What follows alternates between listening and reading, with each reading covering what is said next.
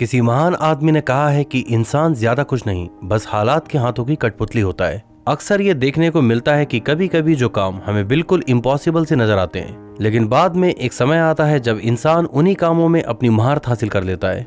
हमारी आज की फिल्म कहानी है एक ऐसे लड़के की जिसे डरपोक होने की वजह से बहुत ज्यादा बुली किया जाता था, लेकिन फिर इस दुनिया के सबसे बड़े टीचर यानी कि हालातों ने उसे वो सब कुछ सिखा दिया जो उसने कभी अपने सपने में भी नहीं सोचा था। सच कहूं तो पहले इस मूवी को एक्सप्लेन करने का मेरा बिल्कुल भी प्लान नहीं था, जिसकी वजह ये थी कि कुछ अच्छे यूट्यूबर्स इसे ऑलरेडी एक्सप्लेन कर चुके हैं। लेकिन फिर हुआ यूं कि हमारे काफी सारे व्यूअर्स ने इस मूवी को एक्सप्लेन करने की रिक्वेस्ट की, तो आखिरकार इस मूवी की समरी लेकर मुझे आप लोगों के सामने पेश होना ही पड़ा। फिल्म का नाम है शार्क द बिगनिंग, जो 2021 की एक कोरियन एक्शन ड्रामा है। तो चलिए फिर बिना कोई समय ज़ाय किए फटाफट शुरू करते हैं इसका एक्सप्लेनेशन। मूवी की स्टार्टिंग में हम हून नाम के एक लड़के को देखते हैं जो कि एक MMA फाइटर है। अभी कुछ दिनों पहले ही MMA फाइटिंग चैंपियनशिप जीतने के बाद वो आज ही अपने देश कोरिया वापस लौटा है। हून की इस जीत से उसकी माँ और बहन भी काफी खुश थीं, और इसकी एक वजह यह है कि उसने 18 साल से भी कम एज में इस चैंपियनशिप को जीतकर एक रिकॉर्ड बनाया है। हून की माँ उसे कॉल पर बताती है कि वो लोग बड़े ही बेसब्री से उसके घर लौटने का इंतजार कर रहे हैं। कुछ घंटों की ड्राइविंग के बाद जब वो वहां पहुंचकर अपने घर के अंदर इंटर करता है तो देखता है कि यहाँ तो पूरी तरह से सन्नाटा छाया हुआ है। वो सोचता है कि शायद उसकी फैमिली उसका इंतजार करते करते डिनर किए बिना ही सो गई। अब तक तो उसे सब कुछ यहाँ नॉर्मल ही नजर आ रहा था, लेकिन इसके बाद जब वो पानी लेने के लिए फ्रिज के पास जाता है तो देखता है कि यहाँ काफी सारा खून लगा हुआ है। ये देखकर वो थोड़ा घबरा जाता है और यहाँ वहाँ अपने फैमिली मेंबर्स को ढूंढने लगता है। वो देखता है कि किसी ने उसकी माँ और बहन को बड़ी ही बेरहमी से मार दिया है। हून को तो अपनी आंखों पर विश्वास ही नहीं होता कि आखिर वो ये सब क्या देख रहा है कि तभी अचानक से वो चोर हून पर हमला करके उसे भी मारने की कोशिश करते हैं। लेकिन उन लोगों को इस बात का जरा भी अंदाजा नहीं था कि ये लड़का एक MMA फाइटर है, और इसी वजह से उन चोरों को हून के हाथों जबरदस्त मार खानी पड़ती है। असल में ये 3 लोगों का एक ग्रुप था जो चोरी करने के लिए किसी के भी घर में घुस जाते थे, और कई बार तो ये चोरी के साथ साथ उस घर के फैमिली मेंबर्स को भी मार देते थे। अपने चाहने वालों की लाशें अपनी आंखों के सामने देखकर हून के सर पर इस समय खून सवार था, और इसीलिए वो इन लोगों को बुरी तरह से पीटने के बाद आखिर में इन तीनों को जान से मार देता है। इसके बाद सीन यहाँ से शिफ्ट होता है और हम एक क्लासरूम में बैठे हुए कुछ स्टूडेंट्स को देखते हैं। कुछ लड़के यहाँ पर हून की ही न्यूज देख रहे थे कि किस तरह उसने अपने फैमिली मेंबर्स की मौत का बदला लेने के लिए 3 लोगों को जान से मार दिया। उस घटना के बाद से हून फेमस हो चुका था और कॉलेज स्टूडेंट्स के बीच तो उसका कुछ ज्यादा ही क्रेज था। इसी क्लास के अंदर हम शॉन नाम के एक लड़के को देखते हैं। ये बहुत ही ज्यादा सीधा साधा सा मासूम बच्चा है जिसे पढ़ाई लिखाई के अलावा और कुछ भी नहीं आता। अभी कुछ ही दिनों पहले ही उसने इस कॉलेज में एडमिशन लिया है, क्योंकि उसके पिछले कॉलेज के कुछ लड़के उसे बहुत परेशान किया करते थे। कुछ ही देर में इस क्लासरूम में एक नए लड़के की एंट्री होती है। टीचर उसको इंट्रोड्यूस करवाते हुए बताती है कि इसका नाम बाइको है और कॉलेज लेवल पर होने वाले बॉक्सिंग कॉम्पिटिशन में ये एक चैंपियन है। इस क्लासरूम के सारे स्टूडेंट्स खुशी खुशी बाइको का स्वागत करते हैं, लेकिन एक लड़का यहाँ ऐसा भी था जो बाइको को देखकर काफी परेशान हो जाता है, और वो है इस क्लासरूम का सबसे मासूम बच्चा शॉन। शॉन को देखकर ऐसा लगता है कि वो बाइको को पहले से जानता था, और कहीं न कहीं शॉन के अंदर उसको लेकर काफी डर भी है। अगले ही दिन बाइको इस कॉलेज के उन सारे लड़कों को पीटता है जो अपने आप को इस कॉलेज का गुंडा समझते थे। उनकी अच्छे से धुनाई करने के बाद बाइको उनको समझाता है कि हर कॉलेज में सिर्फ एक ही गुंडा हो सकता है, और इस कॉलेज का गुंडा अब मैं हूँ। फिर एक दिन वो शॉन के पास जाकर उसे परेशान करते हुए कहता है कि मेरे पुराने दोस्त, तुम्हें क्या लगा था कि अपना कॉलेज बदलने के बाद तुम मुझसे बच जाओगे?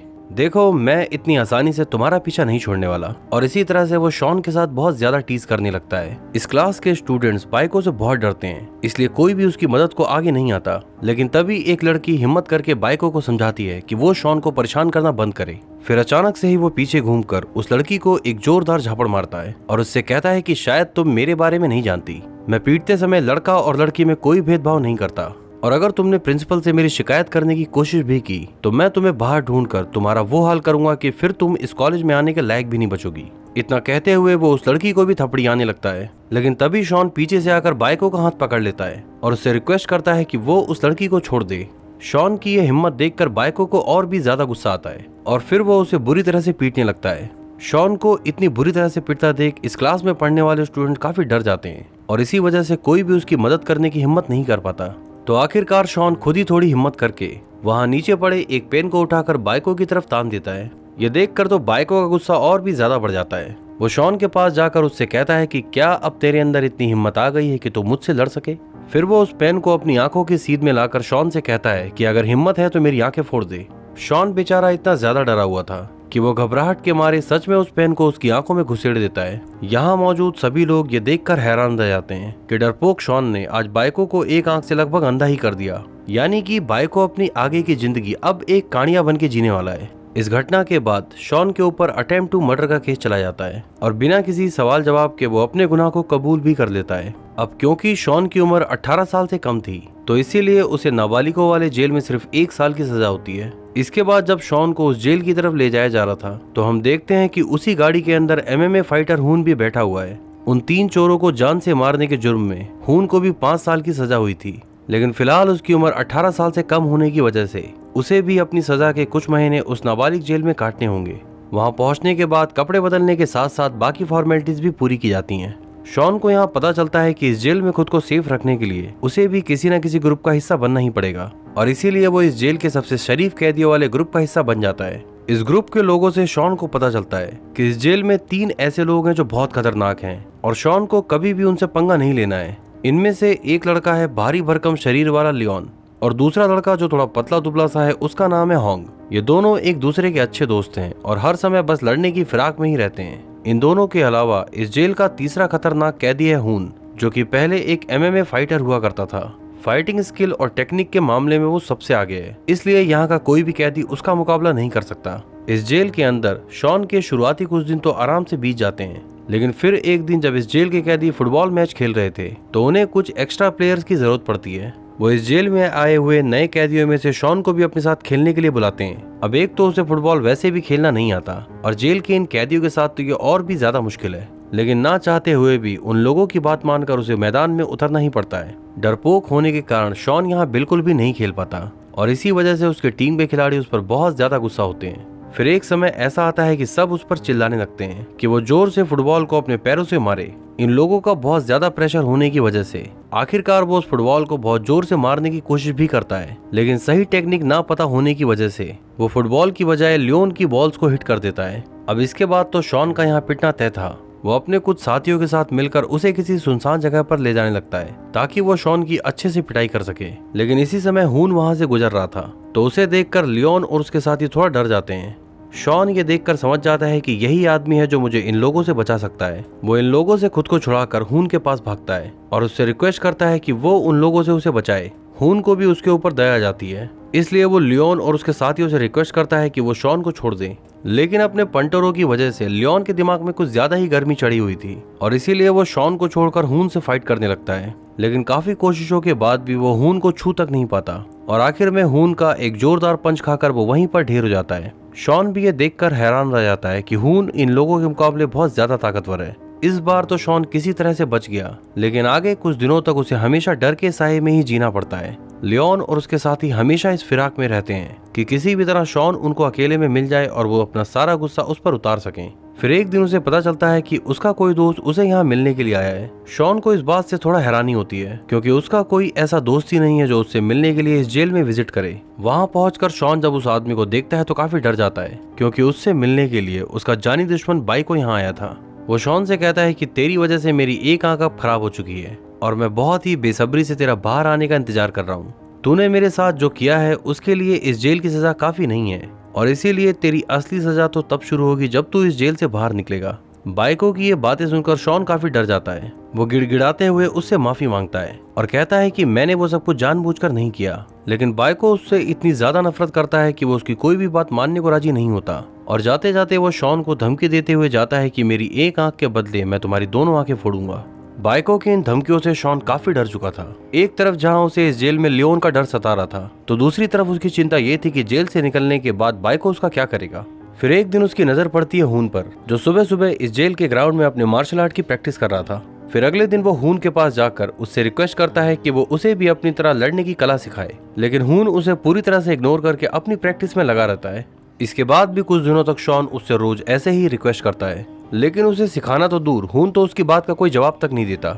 शॉन के रोज रोज के इस गिड़गिड़ाने से हून अब इरिटेट होने लगा था। फिर एक दिन वो उससे साफ शब्दों में कह देता है कि मैं तुम्हें कुछ भी नहीं सिखाने वाला क्योंकि तुम भी मेरी तरह एक अपराधी हो और मुझसे ये सब कुछ सीखने के बाद तुम भी औरों की तरह दूसरों को परेशान करोगे। लेकिन शॉन हार नहीं मानता। वो हून को अपनी सारी कहानी बताते हुए कहता है कि डरपोक होने की वजह से मेरी जिंदगी हमेशा से ही काफी मुश्किल भरी रही है। मेरी हालत कुछ ऐसी है कि एक तरफ कुआं है तो दूसरी तरफ खाई। ना तो मैं इस जेल में सुरक्षित हूँ और ना ही जेल से बाहर निकलने के बाद। मैं तो इस जिंदगी से बस इतना ही चाहता था कि पढ़ लिख कर एक छोटी मोटी नौकरी मिल जाए ताकि मैं अपनी विधवा माँ की देखभाल कर सकूं। मेरी बात का यकीन करो, मैं तुमसे लड़ने की कला सिर्फ इसलिए सीखना चाहता हूँ ताकि मैं अपना बचाव कर सकूं। और मैं तुमसे ये वादा करता हूँ कि मैं कभी भी किसी इनोसेंट को परेशान नहीं करूंगा। यही सब बातें कहते हुए शॉन इमोशनल होकर रोने लगता है। हून को भी अब रियलाइज होता है कि ये लड़का बाकियों जैसा नहीं है। कमजोर होने की वजह से इसकी जिंदगी काफी मुश्किलों भरी है और इसीलिए इसे सच में मेरी जरूरत है। फिर वो शॉन से कहता है कि सिर्फ एक शर्त पे मैं तुम्हें सिखाऊंगा। मैं हर रोज 30 मिनट के अंदर इस ग्राउंड के 100 चक्कर लगाता हूँ। अगर तुम भी मेरी तरह इस ग्राउंड के 100 चक्कर लगा पाए तो मैं कल से ही तुम्हें ट्रेन करना शुरू कर दूंगा। वैसे तो शॉन के लिए ये टास्क काफी मुश्किल था, लेकिन फिर भी वो अपनी तरफ से पूरी कोशिश करता है। 15 से 20 चक्कर पूरे करने के बाद ही उसकी हालत खराब होने लगी थी, लेकिन फिर भी वो रुकने का नाम नहीं लेता। इसी वक्त उसे अपनी जिंदगी का वो कड़वा अतीत याद आने लगता है कि किस तरह उसके स्कूल कॉलेज के लड़के उसे बिना बात ही पीटा करते थे और इसी वजह से उसने कई बार सुसाइड करने की भी कोशिश की, लेकिन हर बार वो ये करने में असफल रहा, सिर्फ ये सोचकर कि मरने के बाद उसकी माँ का क्या होगा। दौड़ते दौड़ते शॉन की हालत बहुत ज्यादा ही खराब हो चुकी थी, लेकिन फिर भी वो किसी तरह गिरते पड़ते उस ग्राउंड का चक्कर लगाए ही जा रहा था और आखिरकार हून को उस पर दया आती है। फिर वो खुद ही शॉन के पास जाकर उसे रोक लेता है। शॉन की हार ना मानने की आदत से हून काफी इंप्रेस होता है। फिर अगले दिन वो इस जेल के जेलर के पास जाकर उससे रिक्वेस्ट करता है कि शॉन नाम के कैदी को भी उसी के ब्लॉक में शिफ्ट कर दिया जाए। एक चैंपियन MMA फाइटर होने की वजह से यहाँ का जेलर हून की काफी रिस्पेक्ट करता है और इसीलिए वो तुरंत ही उसकी बात मानकर शॉन को शिफ्ट कर देता है। फिर अगले दिन से ही हून उसे ट्रेन करना शुरू कर देता है। शारीरिक तौर पर काफी कमजोर होने की वजह से शुरुआत में तो शॉन को काफी दिक्कतों का सामना करने पड़ता है, लेकिन अब तक वो मानसिक रूप से काफी मजबूत हो चुका था और इसीलिए हार ना मानकर वो दिन ब दिन पहले से बेहतर होता जाता है। ट्रेनिंग के साथ साथ हून उसके लिए अच्छे खाने का भी इंतजाम करता है, जिस वजह से शॉन अब पहले से ज्यादा ताकतवर और फुर्तीला हो चुका था। यहीं दूसरी तरफ हम बाइको को देखते हैं, जो नफरत की आग में जलकर और भी ज्यादा जहरीला हो चुका है। वो बेवजह ही सड़कों पर चल रहे लोगों से लड़कर उन्हें पीटता है और इन्हीं सब बातों से इंप्रेस होकर एक गैंगस्टर उसे अपनी गैंग में शामिल कर लेता है। इस गैंग में शामिल होने के बाद तो बाइको और भी ज्यादा खतरनाक हो चुका था। वो किसी खुले सांड की तरह इधर उधर बदमाशियां करता फिरता है और अब तो उसके पास उसके गैंग मेंबर्स का सपोर्ट भी था। इधर जेल में शॉन भी अपनी प्रैक्टिस में लगा हुआ था। इसी बीच उसे खबर मिलती है कि अभी कुछ ही दिनों के अंदर हून को किसी दूसरी जेल में शिफ्ट किया जाएगा। ऐसा इसलिए क्योंकि अगले ही वीक वो अपने 18 साल कंप्लीट कर लेगा और उसके बाद उसे किसी एडल्ट जेल में डाल दिया जाएगा। शॉन इस खबर को सुनकर काफी परेशान हो जाता है और इसी वजह से अब वो अपनी ट्रेनिंग पर भी फोकस नहीं कर पाता। जब हून को इस बारे में पता चलता है तो वो शॉन को समझाते हुए कहता है कि मैं हमेशा तो तुम्हारी रक्षा नहीं कर सकता, आखिर एक ना एक दिन तो तुम्हें ये जिम्मा खुद ही उठाना होगा। मेरी एक बात हमेशा याद रखना, हालात चाहे कैसे भी हो लेकिन अपनी ट्रेनिंग हमेशा जारी रखना।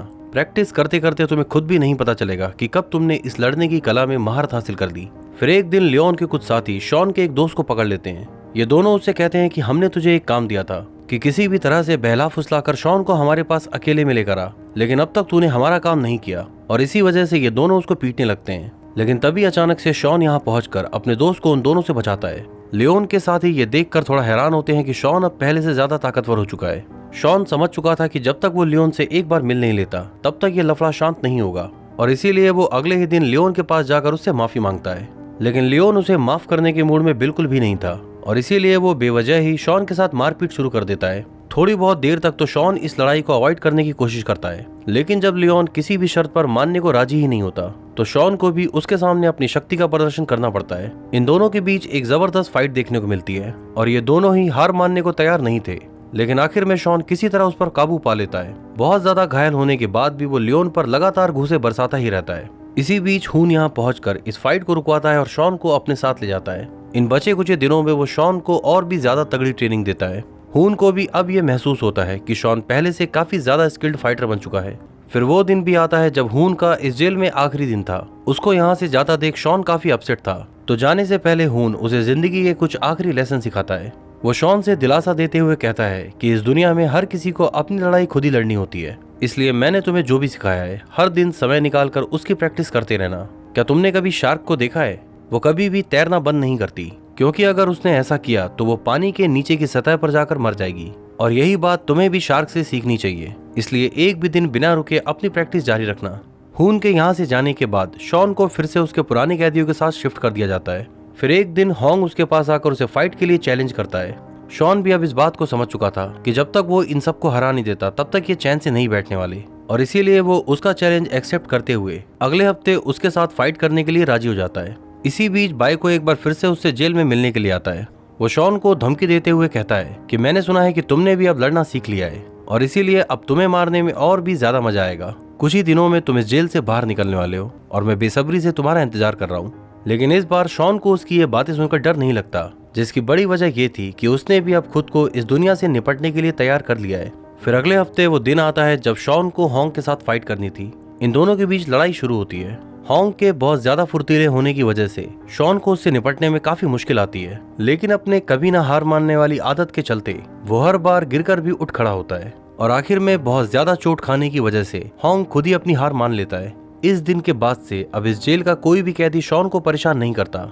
यहाँ के ज्यादातर लोग अब उसके अच्छे दोस्त बन चुके थे और इन कैदियों के बीच अब मारपीट भी पूरी तरह से बंद हो चुकी थी। लेकिन इस बीच भी शॉन अपनी ट्रेनिंग जारी रखता है और वो हर गुजरते दिन के साथ पहले से ज्यादा मजबूत होता जा रहा था। इस जेल में बचे कुछ दिन शॉन के अच्छे से कट जाते हैं। फिर एक दिन वो समय आता है जब शॉन इस जेल से रिहा होने वाला था। यहाँ से बाहर निकलने से पहले वो एक बार उस ग्राउंड में जाता है जहाँ उसने खून से जिंदगी में लड़ने की कला सीखी। इसके बाद जब वो इस जेल से बाहर निकलता है तो देखता है कि बाइको उसके ही आने का इंतजार कर रहा था। वो शॉन से कहता है कि जेल में तूने कुछ छोटी मोटी लड़ाइयाँ लड़ी होंगी जहाँ सिर्फ हार और जीत तय होती है, लेकिन हमारी आज की ये फाइट जिंदगी और मौत को तय करेगी, क्योंकि अगर तू मुझसे हारा तो मैं तुझे जान से मार दूंगा। फाइट शुरू करने से पहले शॉन उससे पूछता है कि आखिर तुम मुझसे इतनी नफरत क्यों करते हो। बाइको कहता है कि सिर्फ तुमसे नहीं बल्कि मैं इस दुनिया के हर उस इंसान से नफरत करता हूँ जो कमजोर है। मेरा मानना है कि कमजोरों को इस दुनिया में जीने का कोई हक नहीं और इसीलिए उन्हें पीटने में मुझे बहुत मजा आता है। अब तक शॉन भी ये बात समझ चुका था कि ये साइकोपाथ बिना पिटे तो नहीं मानेगा और इसके बाद इन दोनों के बीच की ये आखिरी फाइट शुरू होती है। ये दोनों ही एक दूसरे की अच्छी खासी कुटाई करते हैं, लेकिन फिलहाल एक गैंगस्टर होने की वजह से बाइको के पंचेस काफी ज्यादा स्ट्रॉन्ग थे और शॉन की सबसे बड़ी खासियत यह है कि उसके अंदर मार खाने की क्षमता काफी ज्यादा है और इसीलिए इतना ज्यादा जख्मी होने के बाद भी वो अपनी हार मानने को तैयार नहीं होता। उसे खून की वो बात याद आती है कि शार्क कभी तैरना बंद नहीं करती, इसलिए शॉन को भी ये लड़ाई तब तक जारी रखनी है जब तक कि वो जीत नहीं जाता। फिर एक समय ऐसा आता है जब बाइको बहुत ज्यादा थकने की वजह से हांफने लगता है और इसी मौके का फायदा उठाकर शॉन उसे दनादन चापना शुरू करता है। बाइको के अंदर इतनी ज्यादा मार खाने की क्षमता नहीं थी। फिर काफी ज्यादा जख्मी होने के बाद वो शॉन के सामने खुद ही अपनी हार मान लेता है, तो शॉन उसे जान से नहीं मारता और वो बाइको को इसी हालत में छोड़कर यहाँ से चला जाता है। बाइको ने कभी अपने सपने में भी नहीं सोचा था कि वो शॉन से हार जाएगा और इसी वजह से आज उसका ईगो बहुत ज्यादा हर्ट हुआ है।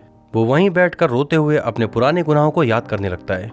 इसके बाद यहाँ से कुछ दिनों बाद का समय दिखाया जाता है।